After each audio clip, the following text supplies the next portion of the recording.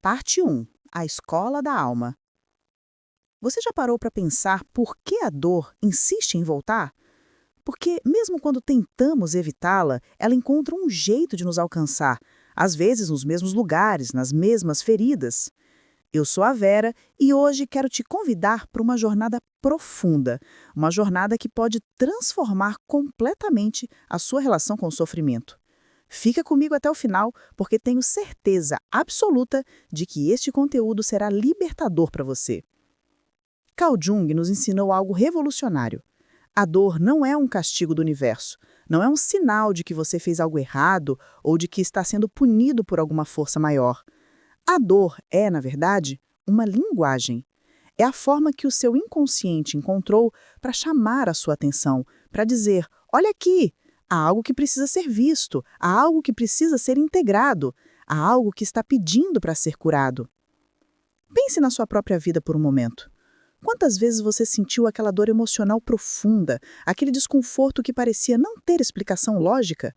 Aquela angústia que aparecia nas madrugadas, aquela sensação de vazio que insistia em permanecer, mesmo quando tudo parecia estar bem na superfície? Isso não é coincidência. Isso não é fraqueza. Isso é a sua alma falando com você. A alma tem uma pedagogia própria. Ela não usa palavras como nós usamos no dia a dia. Ela usa símbolos, sensações, repetições, padrões. E quando algo importante precisa ser aprendido, quando algo profundo precisa ser transformado, ela usa a dor como professora.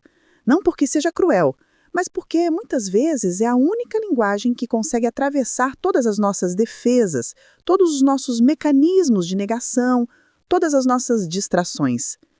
Jung dizia que o inconsciente não está interessado em nos fazer felizes no sentido superficial da palavra. Ele está interessado em nos fazer inteiros.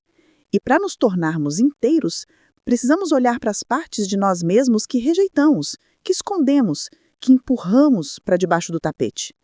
A dor é o sinal de alerta de que algo foi deixado para trás, algo foi negligenciado, algo está clamando por integração. Mas aqui está o grande segredo que muitos não percebem. Existe uma diferença abismal entre suportar a dor e aprender com ela. Existe uma distância enorme entre ser vítima do sofrimento e ser aluno dele. E é exatamente sobre isso que vamos conversar nesta série. Há pessoas que carregam a dor como se fosse uma medalha, como se o simples fato de sofrer as tornasse especiais, mais profundas, mais dignas. Há outras que transformam o sofrimento em combustível para a evolução, para o crescimento da consciência. A primeira está presa no papel do mártir inconsciente, aquele que sofre sem transformar, aquele que carrega a cruz, mas esquece de aprender com o peso dela. Prepare-se, porque o que vem a seguir pode fazer você olhar para a sua própria dor de um jeito completamente novo. Parte 2. O mártir inconsciente. Obrigado, Vera. E é exatamente aí que mora um dos grandes perigos da jornada psicológica: confundir sofrimento com evolução, dor com virtude, resistência com sabedoria. Eu sou o Edson e vou te apresentar agora uma figura que talvez você reconheça em si mesmo ou em pessoas ao seu redor: o mártir inconsciente. Esse personagem é fascinante porque ele não percebe que está preso. Ele acredita genuinamente que está no caminho certo. Ele se orgulha da sua capacidade de suportar, de aguentar, de seguir em frente mesmo sangrando por dentro. O mártir inconsciente é aquele que diz frases como: eu sempre fui forte, sempre consegui lidar com tudo sozinho. Não preciso de ajuda, já passei por coisas piores. Dor faz parte da vida, só preciso aguentar. Essas frases parecem saudáveis na superfície. Parecem sinais de maturidade e resiliência. Mas preste atenção, por baixo delas, muitas vezes há uma recusa em olhar de verdade para o que está acontecendo. Jung nos alertou sobre isso de forma brilhante. Ele disse que muitas pessoas preferem o sofrimento conhecido à transformação desconhecida. O mártir inconsciente escolheu, sem perceber que estava escolhendo, ficar com a dor. Porque a dor se tornou familiar, porque ela se tornou parte da identidade, porque no fundo há um medo profundo de descobrir quem ele seria sem ela. Veja bem, não estou falando de pessoas que estão passando por momentos difíceis e estão fazendo o melhor que podem. Eu estou falando de um padrão psicológico, de uma estrutura inconsciente que transforma o sofrimento em identidade. O mártir inconsciente não quer realmente se curar, porque a cura significaria abrir mão de algo que se tornou central na forma como ele se vê e como se relaciona com o mundo. Há um ganho secundário no sofrimento do mártir. Esse ganho pode ser atenção, pode ser a sensação de ser especial por suportar tanto, pode ser a justificativa para não arriscar, para não mudar, para não crescer. Como você espera que eu faça isso? Você não sabe pelo que eu passei? Eu já sofri demais na vida, mereço ficar em paz agora. Essas frases revelam a armadilha. O sofrimento passado se torna uma desculpa para não viver plenamente no presente. O mártir inconsciente coleciona feridas. Ele as guarda como troféus, como provas da sua capacidade de resistência. Ele conta e reconta as mesmas histórias de dor, não para reforçar a narrativa de que ele é alguém que sofreu muito, mas para que as histórias se solidifiquem, para que elas se tornem a totalidade da sua identidade.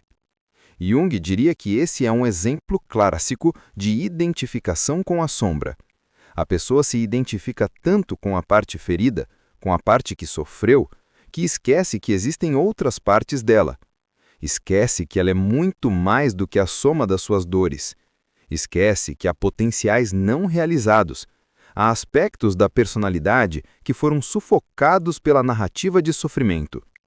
E aqui está o ponto mais delicado. O mártir inconsciente muitas vezes se sente moralmente superior.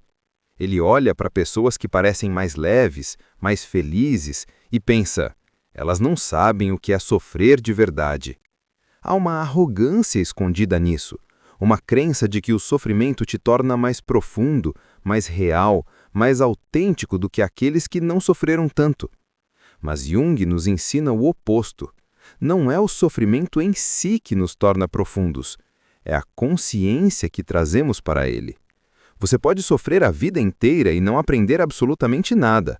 Você pode ter as piores experiências imagináveis e permanecer na mesma superficialidade psicológica de sempre, só que agora coberto por uma camada de amargura e ressentimento. O mártir inconsciente está, paradoxalmente, fugindo da cura. Ele está fugindo da responsabilidade de transformar a sua dor em algo maior. Porque transformar a dor exige trabalho, exige honestidade brutal consigo mesmo, exige admitir que talvez você esteja se apegando ao sofrimento por razões que você não quer encarar. Pense, você conhece alguém que parece buscar situações que confirmem a narrativa de que a vida é difícil, de que as pessoas são cruéis, de que ele nunca terá paz? Esse é o mártir em ação. Ele precisa que a vida continue doendo para que a sua identidade permaneça intacta. É uma prisão terrível, mas é uma prisão construída pelo próprio inconsciente. A boa notícia é que reconhecer o mártir em você é o primeiro passo para sair dessa prisão. É o primeiro passo para deixar de lado a identidade baseada no sofrimento e começar a construir uma identidade baseada na sabedoria que o sofrimento pode gerar quando é conscientemente integrado. E é sobre essa integração consciente, sobre essa alquimia profunda que transforma chumbo em ouro, que a Vera vai falar agora na parte 3. Prepare-se para entender como o mesmo sofrimento que aprisiona o mártir pode libertar o aprendiz. Parte 3. A alquimia do sentir. Obrigada, Edson. E agora entramos no território sagrado da transformação, no lugar onde a mágica realmente acontece. Eu sou a Vera e quero te mostrar agora que existe um caminho completamente diferente. O caminho do aprendiz. Aquele que não suporta a dor passivamente, mas dialoga com ela ativamente. Aquele que não se identifica com o sofrimento, mas o usa como matéria-prima para algo maior. Os antigos alquimistas buscavam transformar chumbo em ouro, mas Jung nos revelou que a verdadeira alquimia não acontece em laboratórios externos, ela acontece dentro da psique. A verdadeira transmutação é transformar o sofrimento bruto, pesado, opaco como chumbo, em sabedoria luminosa, leve, preciosa como o ouro. E como isso acontece? Como você faz para que a dor não seja apenas dor, mas se torne um portal para algo maior? A resposta está em uma palavra: consciência. Quando você traz consciência para o seu sofrimento, quando você para de fugir dele e começa a sentir de verdade, a alquimia começa. Deixa eu te explicar o que significa sentir de verdade, porque isso não é óbvio. Sentir de verdade não é ficar ruminando sobre a dor, não é ficar se afogando nela, não é se identificar com ela. Sentir de verdade é estar presente com a dor, sem julgamento, sem resistência, sem tentar mudá-la ou fazê-la desaparecer imediatamente. É dizer: eu vejo você, eu reconheço você, eu estou aqui com você. Quando você faz isso, algo extraordinário acontece. A dor começa a se comunicar com você de forma mais clara. Ela começa a revelar as suas camadas, as suas origens, as suas mensagens. Você percebe que aquela angústia não é apenas angústia. Ela está conectada com uma necessidade não atendida na sua infância. Você percebe que aquele medo não é apenas medo.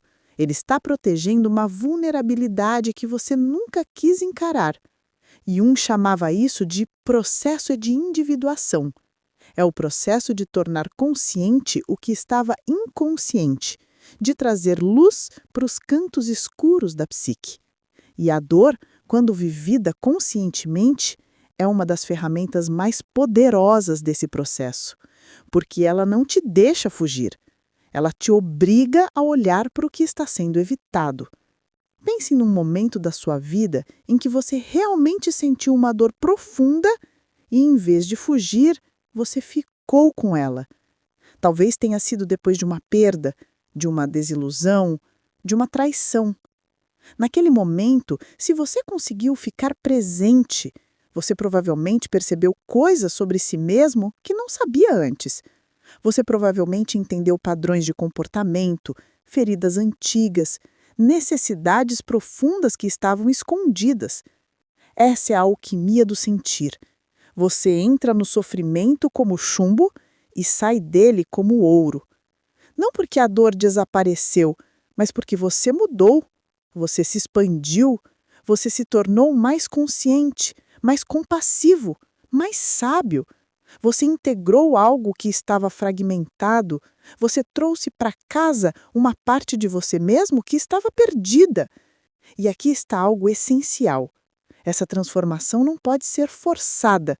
Você não pode decidir racionalmente que vai transformar a sua dor em sabedoria e pronto. Esse não é um processo da mente consciente. É um processo da psique profunda. É algo que acontece quando você cria as condições certas: presença, aceitação, vulnerabilidade, coragem de sentir. Jung dizia que o inconsciente é sábio, muito mais sábio do que o ego. O ego quer conforto, quer segurança, quer evitar a dor a todo custo. Mas o inconsciente sabe que a verdadeira segurança, a verdadeira paz, só vem da integração. E a integração exige que você passe pelo fogo da dor, não para se queimar, mas para ser purificado. Pense na imagem do lótus, aquela flor que nasce do lodo, da lama, da água suja. Ela não nasce apesar da lama, ela nasce por causa da lama. A lama é o seu alimento, é o que a sustenta, é o que permite que ela se torne aquela flor linda e imaculada. O seu sofrimento é a lama da sua alma. E a sabedoria, a compaixão, a força que você desenvolve são o lótus que pode florescer a partir dela. Mas isso só acontece quando você não tenta evitar a lama, quando você não tem nojo dela, quando você não se envergonha dela, quando você aceita que ela é parte do processo, parte do caminho, parte da jornada de se tornar quem você realmente é. Há outro aspecto da alquimia que Jung explorou profundamente: a noite escura da alma. Tem momentos na vida em que o sofrimento é tão intenso que você sente que não vai sobreviver. Você sente que está se desintegrando, que está perdendo tudo o que você achava que era. Esses momentos são aterrorizantes, mas são os mais transformadores. Jung chamava isso de morte do ego.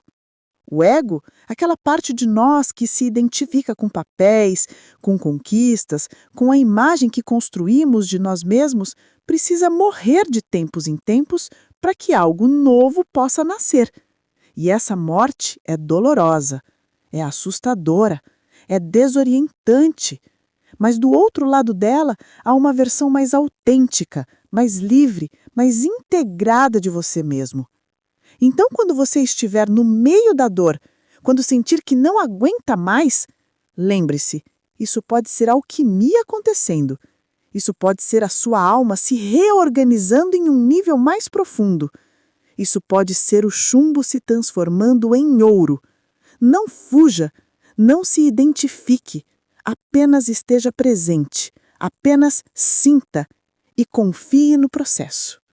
E agora, o Edson vai te levar para o próximo estágio dessa jornada, aquele momento silencioso, aquele espaço vazio que surge depois que a tempestade passa.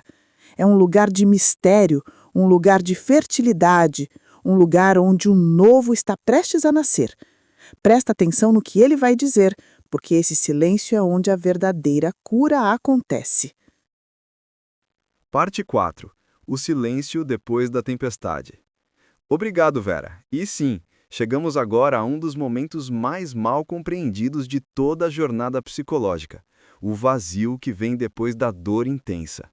Eu sou o Edson e quero te falar sobre algo que a maioria das pessoas tem medo, mas que é absolutamente essencial para a transformação verdadeira. O silêncio depois da tempestade.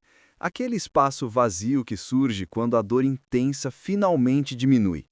Veja, nós vivemos em uma cultura que tem pavor do vazio. Nós precisamos estar sempre ocupados, sempre produzindo, sempre nos distraindo. Quando surge um espaço de silêncio, de quietude, de ausência, a primeira reação é preencher esse espaço imediatamente. Ligar a televisão, pegar o celular, chamar alguém, fazer alguma coisa, qualquer coisa para não sentir o vazio. Mas Jung nos ensinou algo profundo. O vazio não é ausência, é presença. O vazio não é fim, é começo. O vazio não é morte, é potencial puro. Quando você passa por um período intenso de sofrimento e finalmente a tempestade emocional começa a passar, o que surge não é exatamente alegria ou alívio. O que surge é um tipo de quietude, um tipo de silêncio interno que pode ser desconcertante. Esse silêncio é sagrado. Esse silêncio é o solo fértil onde as sementes do novo podem germinar. Mas para que isso aconteça, você precisa respeitar esse silêncio. Precisa habitar esse vazio sem tentar preenchê-lo prematuramente com as mesmas coisas de antes. Pense num campo que foi arado. A terra foi revirada, está exposta, está vulnerável. Não há nada crescendo ali naquele momento. Há apenas terra nua, silenciosa, esperando. Se o agricultor tiver pressa e tentar forçar o crescimento, se ele não respeitar o tempo da terra, nada vai florescer direito. Mas, se ele esperar, se ele confiar no processo natural, aquela terra que parece vazia está na verdade se preparando para dar frutos abundantes. Esse é o silêncio depois da tempestade. Você passou pela dor intensa, você sentiu tudo o que precisava sentir, você fez a alquimia de trazer consciência para o sofrimento. E agora há um espaço, há uma pausa, há uma quietude que pode parecer estranha depois de tanto barulho emocional. Muitas pessoas interpretam esse silêncio como depressão, como estagnação, como se algo estivesse errado. Elas sentem que deveriam estar mais animadas, mais motivadas, mais cheias de energia depois de superar a dor. Mas a verdade é que o processo não funciona assim. A transformação real não é instantânea. Há um período de gestação, um período de integração, um período em que o inconsciente está trabalhando nos bastidores, reorganizando estruturas profundas da psique. Jung chamava isso de incubação. É como o ovo que está sendo chocado. Por fora, parece que nada está acontecendo. Há apenas silêncio, imobilidade e espera. Mas por dentro, a vida está se organizando, o novo está se formando, a transformação está acontecendo em um nível que o olho não pode ver. E aqui está a parte mais importante. Você precisa respeitar esse tempo. Você precisa dar permissão para esse vazio existir. Você precisa dizer, está tudo bem eu não saber o que fazer agora. Está tudo bem eu não estar cheio de planos e projetos. Está tudo bem eu apenas ser, sem produzir nada, sem provar nada, sem me forçar a estar num lugar onde eu não estou. Esse é um ato de confiança profunda. Você está confiando que o processo não terminou, que algo está acontecendo mesmo que você não possa ver. Você está confiando na sabedoria do inconsciente, na inteligência da psique, na capacidade natural de reorganização e cura que existe dentro de você. Jung dizia que os sonhos são a forma que o inconsciente usa para se comunicar com a consciência. E, muitas vezes, durante esses períodos de silêncio depois da tempestade, os sonhos se tornam mais vívidos, mais simbólicos, mais carregados de significado. É como se o inconsciente estivesse aproveitando a quietude da mente consciente para transmitir mensagens importantes. Então, se você está passando por esse período agora, se você saiu de uma tempestade emocional e está se sentindo vazio, quieto, sem direção clara, saiba que isso não é um problema. Isso é parte do processo. Você não está perdido, você está incubando. Você não está estagnado, você está integrando. Você não está vazio no sentido de ausência, você está vazio no sentido de potencial puro. Respeite esse tempo, não apresse, não tente preenchê-lo artificialmente com as mesmas distrações de antes. Fique na quietude, escute o silêncio, observe o que emerge naturalmente, sem forçar. Confie que algo está se organizando em você, algo que você ainda não pode nomear, mas que é real e importante. E quando o tempo for certo, quando a incubação estiver completa, você vai perceber algo extraordinário. Uma nova versão de você mesmo começará a emergir.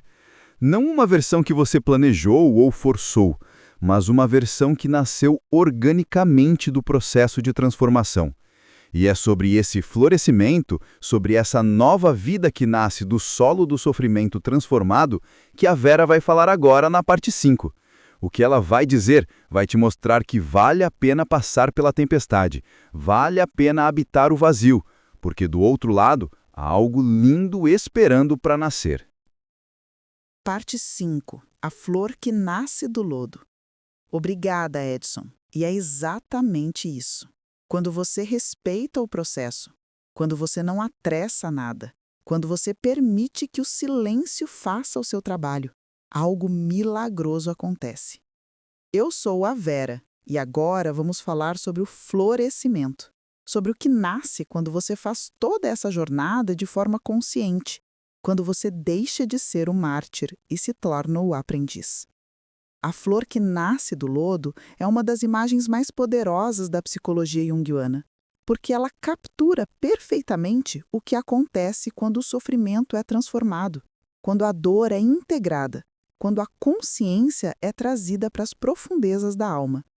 O lodo não desaparece, a lama continua lá, mas agora ela não é mais um problema, ela é o solo, é o alimento, é a base a partir da qual algo belo pode florescer. O que isso significa na prática? Significa que você não vai superar o seu sofrimento no sentido de apagá-lo, de fazer de conta que ele nunca existiu. As feridas que você carrega, as dores que você viveu, as perdas que você sofreu, tudo isso permanece parte da sua história. Mas a relação que você tem com essas experiências muda completamente.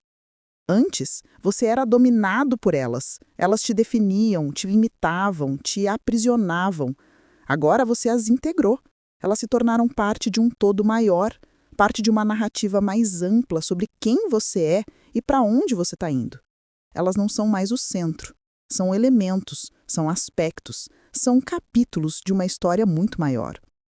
Jung dizia que a individuação, esse processo de se tornar quem você realmente é, não é sobre se livrar das partes difíceis de você mesmo. É sobre integrá-las, sobre encontrar um lugar para elas dentro de uma personalidade mais ampla e mais equilibrada. E quando isso acontece, você percebe que as suas feridas não te enfraqueceram, elas te fortaleceram. A compaixão que você desenvolveu, por exemplo, você acha que teria essa profundidade de compaixão se nunca tivesse sofrido? Você acha que conseguiria realmente entender a dor de outra pessoa se nunca tivesse visitado seus próprios abismos? A sua capacidade de estar presente com o sofrimento alheio, sem julgar, sem tentar consertar, apenas testemunhando, nasceu diretamente da sua própria jornada pela dor.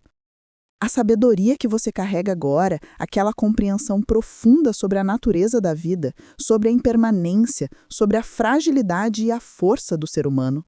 De onde você acha que ela veio? Ela veio das lições que a dor te ensinou. Ela veio das noites escuras que você atravessou. Ela veio dos momentos em que você pensou que não ia sobreviver, mas sobreviveu. A força interior que você descobriu, aquela resiliência que você nem sabia que tinha, ela estava lá o tempo todo, mas você só encontrou quando foi testado, quando foi levado ao limite, quando foi obrigado a mergulhar fundo dentro de si mesmo para encontrar recursos que você desconhecia. Tudo isso é a flor que nasce do lodo. Tudo isso é o ouro que foi transmutado a partir do chumbo. Tudo isso é o fruto do processo de transformação consciente do sofrimento. E veja, essa flor não é frágil. Ela não é uma dessas flores de estufa que precisam de condições perfeitas para sobreviver. Ela é uma flor que cresceu em condições adversas, que se alimentou da lama, que aprendeu a prosperar mesmo quando o ambiente não era o ideal. Essa flor é você, na sua versão mais autêntica, mais resiliente, mais integrada. Jung também nos falava sobre a autenticidade. Ele dizia que a maioria das pessoas vive usando máscaras, interpretando papéis, tentando ser o que os outros esperam que elas sejam. E essas máscaras, essas personas, elas podem funcionar por um tempo, mas inevitavelmente a vida vai te confrontar, vai te tirar essas máscaras, vai te forçar a olhar para quem você realmente é, por baixo de todas as camadas de condicionamento. E é doloroso, é aterrorizante, você se sente nu, exposto, vulnerável. Mas do outro lado desse processo, há algo extraordinário. Você descobre que quem você realmente é, sem as máscaras, sem os papéis, sem as defesas, é muito mais interessante, muito mais forte, muito mais belo do que qualquer personagem que você estava tentando interpretar. A flor que nasce do lodo é essa versão autêntica de você. É você sem as máscaras, sem a necessidade de provar nada para ninguém, sem a compulsão de ser aceito a qualquer custo. É você em paz consigo mesmo, com a sua história, com as suas feridas, com as suas limitações, mas também com o seu potencial, com a sua força, com a sua capacidade de amar e de criar. E essa versão de você não precisa mais do sofrimento para se sentir viva, para se sentir especial, para se sentir profunda. O mártir precisava da dor para existir, mas você, agora, floresceu além da dor. Você pode apreciar a leveza, a alegria, a simplicidade, sem culpa, sem medo de que isso signifique que você está sendo superficial. Porque você sabe que a sua profundidade não vem de quanto você sofre, vem de quanto você está disposto a ser consciente. E consciência não é pesada. Consciência é leve. Consciência não é sombria. Consciência é iluminada. Consciência não é restritiva. Consciência é libertadora. A flor que nasce do lodo também compartilha sua beleza. Ela não esconde, ela não se envergonha da lama da qual veio. Ela se oferece, ela se abre, ela espalha suas sementes para que outras flores possam nascer. E você, quando chega nesse ponto da jornada, naturalmente se torna uma presença que inspira os outros. Não porque você está pregando, não porque você está tentando ensinar, mas simplesmente porque você é. Porque a sua presença carrega a marca da transformação genuína. As pessoas sentem isso. Elas sentem quando alguém realmente passou pelo fogo e não apenas sobreviveu, mas se transformou. Há uma qualidade diferente nessa presença, uma profundidade que não pode ser fingida, uma paz que não pode ser comprada. E isso, meu amor, isso é o tesouro. Esse é o ouro alquímico. Essa é a recompensa de ter tido a coragem de não fugir da dor, de ter tido a sabedoria de aprender com ela, de ter tido a paciência de esperar no vazio até que o novo pudesse nascer. E agora, o Edson vai te mostrar na parte 6 como você pode começar a viver a partir desse lugar de florescimento, como você pode integrar essa sabedoria na sua vida cotidiana, como você pode se tornar o jardineiro da sua própria alma. O que ele vai compartilhar é essencial para que essa transformação não seja apenas um momento bonito, mas se torne a base da sua nova forma de viver. Parte 6. O jardineiro da própria alma. Obrigado, Vera. E sim, chegamos agora ao ponto crucial. Como você mantém esse florescimento? Como você cuida dessa nova versão de si mesmo que emergiu do processo de transformação? Eu sou o Edson e quero te falar agora sobre a responsabilidade que vem com a consciência, sobre o papel que você precisa assumir quando entende que a sua alma é um jardim que precisa ser cultivado. Veja, uma das ilusões mais comuns é achar que a transformação é um evento único, que você passa por ela uma vez e pronto, está curado para sempre. Mas Jung nos ensinou que a individuação é um processo que dura a vida toda. Não é um destino que você alcança, é um caminho que você percorre. Não é um estado permanente, é uma prática constante. Quando você se torna o jardineiro da própria alma, você entende que o trabalho nunca termina realmente. Mas isso não é uma má notícia. Na verdade, é libertador, porque significa que você sempre tem escolha, você sempre pode agir, você sempre pode influenciar a qualidade da sua experiência interna.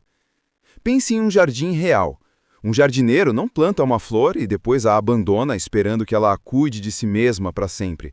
Ele precisa regar, precisa podar, precisa remover as ervas daninhas, precisa observar as estações, precisa ajustar o cuidado de acordo com as necessidades de cada momento. E o mesmo vale para o jardim interno da sua alma. O que significa regar o seu jardim interno?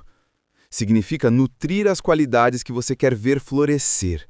Se você quer cultivar mais compaixão, você precisa praticar compaixão ativamente, todos os dias, em pequenos gestos. Se você quer cultivar mais coragem, você precisa fazer escolhas corajosas, mesmo quando é difícil, mesmo quando é assustador. Se você quer cultivar mais autenticidade, você precisa praticar ser verdadeiro, mesmo quando seria mais fácil usar uma máscara. E o que significa podar? Significa ter a sabedoria e a coragem de cortar o que não serve mais, mesmo que tenha servido no passado. Aquele relacionamento que te drena, talvez seja a hora de podar. Aquele hábito que te mantém preso em padrões antigos, talvez seja a hora de podar. Aquela crença sobre você mesmo que foi útil em algum momento, mas agora te limita, talvez seja a hora de podar. Podar dói. É um dos aspectos mais difíceis de ser o jardineiro da própria alma.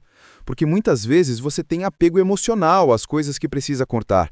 Mas essa pessoa está comigo há tanto tempo, mas esse comportamento me protegeu quando eu precisava, mas essa crença foi passada pela minha família. Sim, tudo isso é verdade. E ainda assim, se você quer que o seu jardim floresça, você precisa ter a coragem de podar o que não serve mais. Remover as ervas daninhas é outro trabalho constante. As ervas daninhas são aqueles pensamentos automáticos negativos, aquelas narrativas autodestrutivas, aqueles padrões de comportamento que surgem sem que você perceba. Eles são persistentes. Você pode ter feito todo o trabalho de transformação, ter passado por toda a jornada de consciência e ainda assim eles aparecem de tempos em tempos. A diferença é que você os reconhece. Você vê quando uma erva daninha está começando a crescer e você pode arrancá-la antes que ela tome conta do jardim. Você observa o pensamento, eu nunca vou ser bom o suficiente. E em vez de acreditar nele automaticamente, você o reconhece pelo que é, uma erva daninha, um padrão antigo tentando ressurgir. E você escolhe não alimentá-lo, não dar energia a ele. Observar as estações também é fundamental.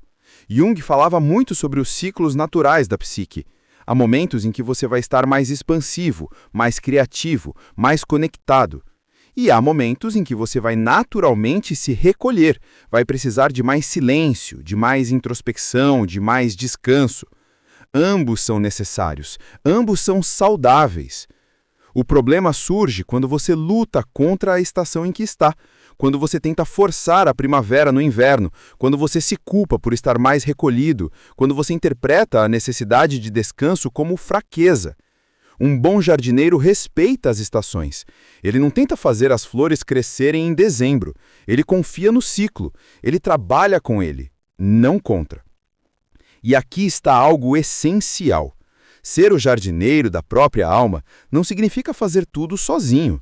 Significa ser responsável, mas não isolado. Significa reconhecer quando você precisa de ajuda, quando você precisa de suporte, quando você precisa de alguém que entenda de um tipo específico de planta que você não sabe como cuidar. Isso pode ser terapia, pode ser um grupo de apoio, pode ser um amigo sábio, pode ser livros, pode ser práticas espirituais. O que importa é que você reconhece que cultivar a própria alma é um trabalho importante demais para ser feito em isolamento completo. Até os melhores jardineiros consultam outros jardineiros, aprendem com quem tem mais experiência, pedem ajuda quando encontram desafios que não sabem como manejar. E Jung também nos alertou sobre algo crucial. A sombra não desaparece completamente. Mesmo depois de todo o trabalho de integração, mesmo depois de todo o processo de individuação, sempre vai haver aspectos de você mesmo que permanecem inconscientes. Sempre vai haver potenciais para projeção, para comportamentos automáticos, para velhos padrões ressurgirem. Mas a diferença é que você está vigilante, você está atento. Você desenvolveu a capacidade de observar a si mesmo sem julgamento excessivo, mas também sem negligência. Você se tornou um observador compassivo da sua psique, alguém que pode dizer, olha, aquele patrão está aparecendo de novo. Vamos investigar isso. Vamos entender o que está acontecendo aqui. E talvez o aspecto mais bonito de ser o jardineiro da própria alma é que você começa a apreciar o processo em si, não apenas os resultados. Você começa a gostar de observar o crescimento, de notar as mudanças sutis, de celebrar os pequenos florescimentos. Você desenvolve uma relação de curiosidade e carinho com você mesmo, em vez de uma relação de crítica e exigência. Você para de se comparar com outros jardins. Você para de se sentir mal porque o seu jardim não parece com o jardim do vizinho. Você entende que cada jardim é único, cada solo tem as suas características, cada clima tem as suas particularidades. O seu trabalho não é fazer o seu jardim parecer com outro qualquer. O seu trabalho é fazer o seu jardim expressar o seu potencial único, o seu caráter específico, a sua beleza particular. E quando você chega nesse lugar, algo milagroso acontece. O próprio ato de cuidar da sua alma se torna prazeroso, se torna significativo, se torna uma fonte de alegria. Você não está mais fazendo isso porque deveria, porque é obrigado, porque está tentando consertar algo quebrado. Você está fazendo isso porque ama o processo, porque aprecia a jornada, porque valoriza o relacionamento que está construindo com a sua própria profundidade.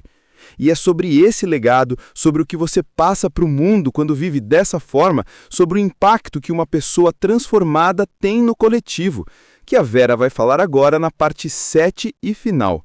O que ela vai compartilhar vai te mostrar que essa jornada não é apenas pessoal, ela é também uma contribuição para algo muito maior. Prepare-se para entender o sentido mais profundo de todo esse caminho que percorremos juntos. Parte 7.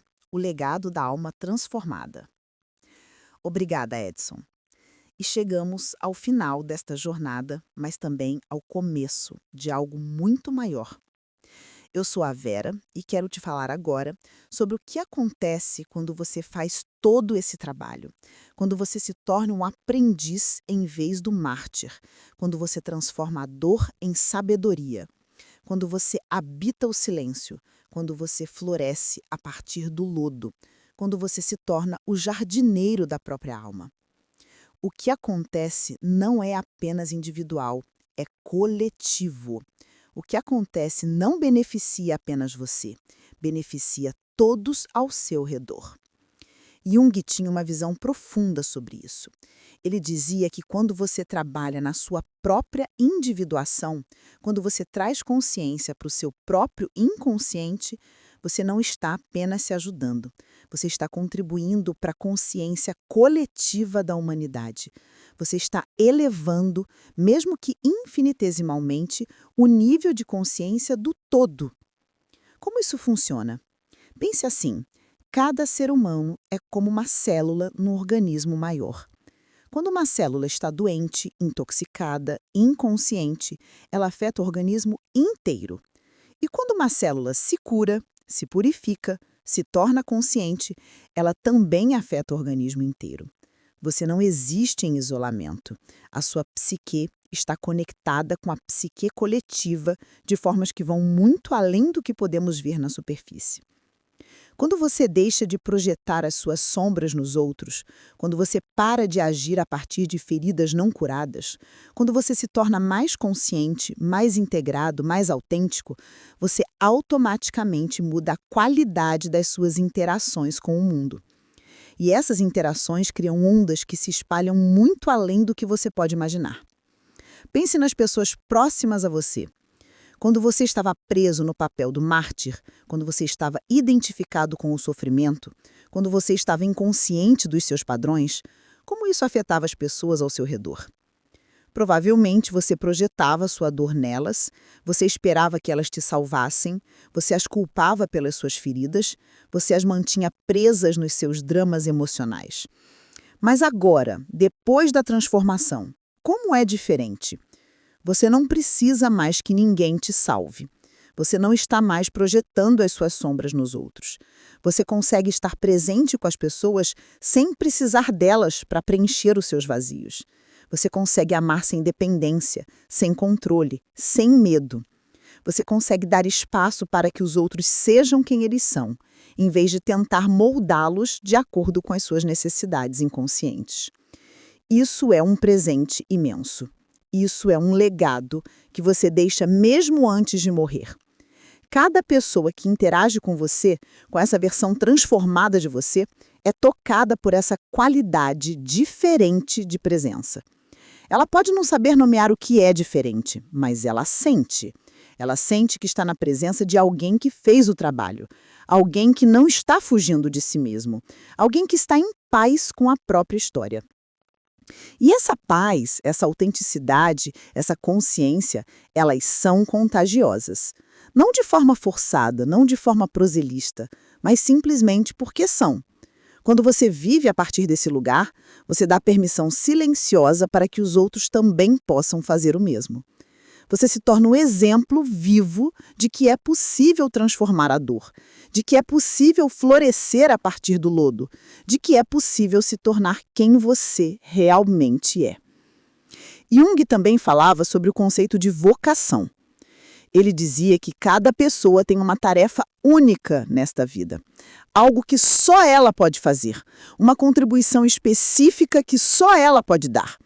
E essa vocação não é algo que você inventa, é algo que você descobre quando remove todas as camadas de condicionamento, todas as máscaras, todas as identificações falsas.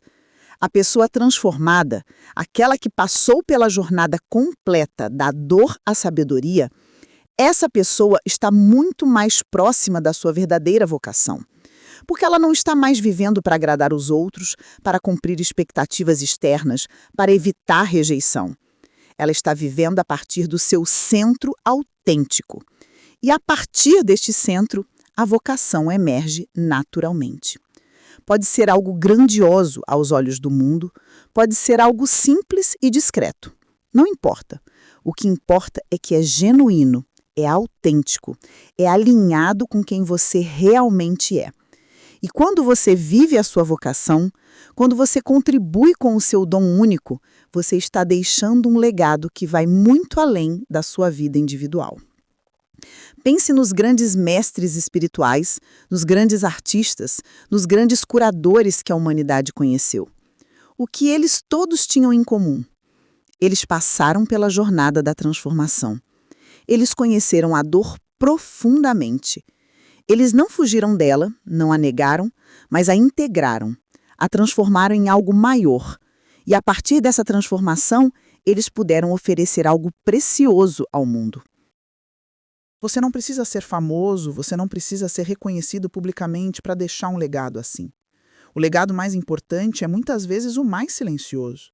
É o pai que fez o trabalho de cura e por isso não passa os traumas para os filhos. É a professora que se tornou consciente e por isso consegue realmente ver cada aluno. É o amigo que se transformou e por isso consegue estar presente nos momentos difíceis sem precisar consertar, apenas testemunhando. Esses legados são invisíveis, mas são reais. Eles mudam vidas. Eles interrompem ciclos de sofrimento que poderiam continuar por gerações. Eles criam espaços de cura onde antes havia apenas repetição inconsciente de padrões destrutivos. E aqui está algo que Jung enfatizava muito. O trabalho interior não é egoísta. Na verdade, é o ato mais altruísta que você pode fazer. Porque quando você se cura, você para de machucar os outros a partir das suas feridas não curadas. Quando você se torna consciente, você para de perpetuar os padrões inconscientes que causam tanto sofrimento no mundo. Quando você se transforma, você se torna parte da solução, em vez de parte do problema. O mundo não precisa de mais mártires inconscientes, de mais pessoas orgulhosas do quanto conseguem sofrer. O mundo precisa de aprendizes conscientes, de pessoas que tiveram a coragem de olhar para a própria dor, de sentir o que precisava ser sentido, de integrar o que estava fragmentado e de florescer a partir desse processo. O mundo precisa de jardineiros de alma, de pessoas que entendem que a jornada interior não é um luxo, não é algo que você faz quando tem tempo, mas é a base de uma vida significativa, de uma contribuição real, de um legado que importa. Então, se você chegou até aqui, se você acompanhou toda essa jornada da dor que ensina, saiba que você já deu o primeiro passo. O simples fato de você ter abertura para ouvir sobre esses temas, para refletir sobre a diferença entre ser mártir e ser aprendiz, para considerar que talvez haja uma forma diferente de se relacionar com o sofrimento, isso já é transformador. Agora, a escolha é sua. Você pode continuar no caminho antigo, pode continuar identificado com as suas dores, pode continuar orgulhoso da sua capacidade de suportar. Ou você pode escolher o caminho da transformação. Pode escolher sentir de verdade, pode escolher integrar em vez de apenas suportar, pode escolher florescer a partir do lodo.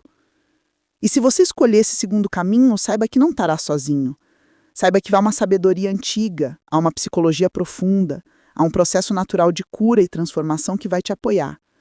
Saiba que cada passo que você der nessa jornada é um passo que beneficia não apenas você, mas todos ao seu redor, as gerações futuras, o coletivo inteiro.